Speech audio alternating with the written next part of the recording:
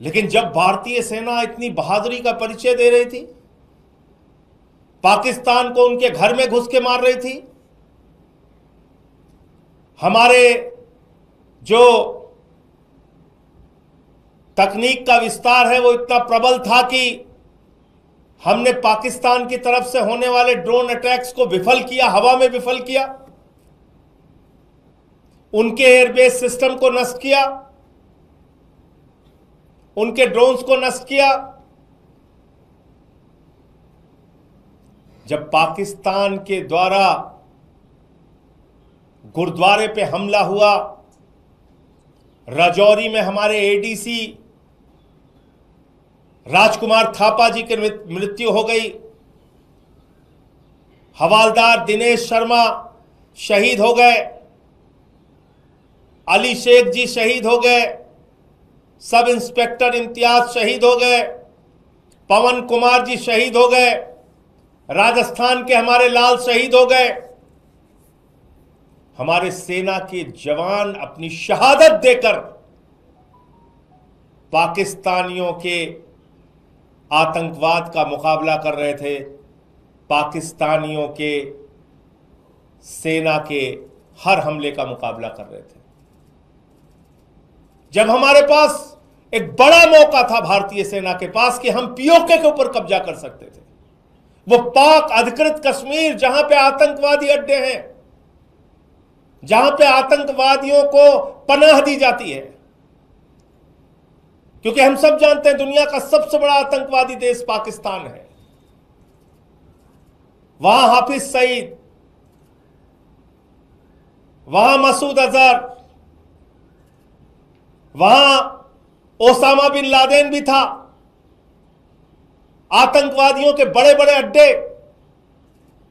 और जब मसूद अजहर के परिवार के लोगों को निशाना बनाया गया तो सेना के अधिकारी उनके अंतिम संस्कार में शामिल होते हैं। पाकिस्तान के सेना के अधिकारी आतंकवादी के परिवार के मारे जाने पे उसके अंतिम संस्कार में शामिल होते हैं, और अमेरिका के द्वारा प्रतिबंधित आतंकवादी वहां पे दिखता है।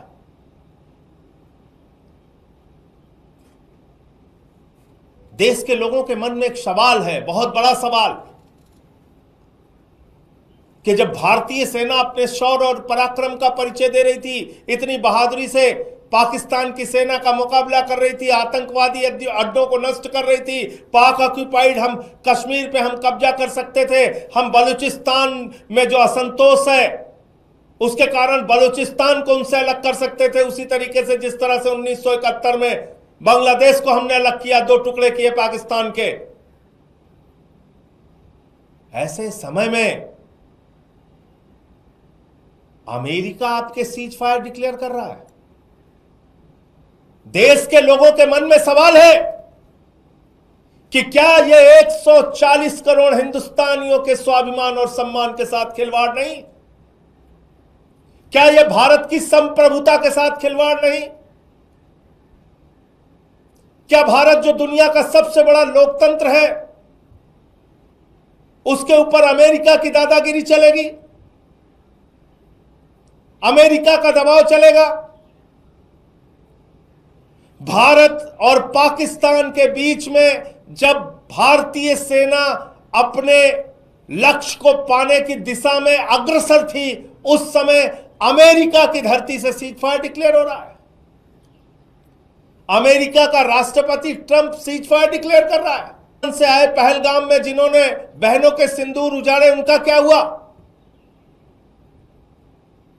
उनके खिलाफ कार्रवाई कब और कैसे होगी? पूरा देश आपसे पूछना चाहता है, प्रधानमंत्री नरेंद्र मोदी जी। भारत की संप्रभुता, भारत के स्वाभिमान और सम्मान के साथ खिलवाड़ करने की इजाजत किसी को नहीं है। भारत अपने फैसले लेने में सक्षम है, और देश के प्रधानमंत्री से लेकर कोई भी मंत्री हो या बड़े बड़े पद पर बैठने वाले लोग संप्रभुता की रक्षा का शपथ लेते हैं। इसलिए मैं कहना चाहता हूं, ये भारत की संप्रभुता पर एक प्रहार है,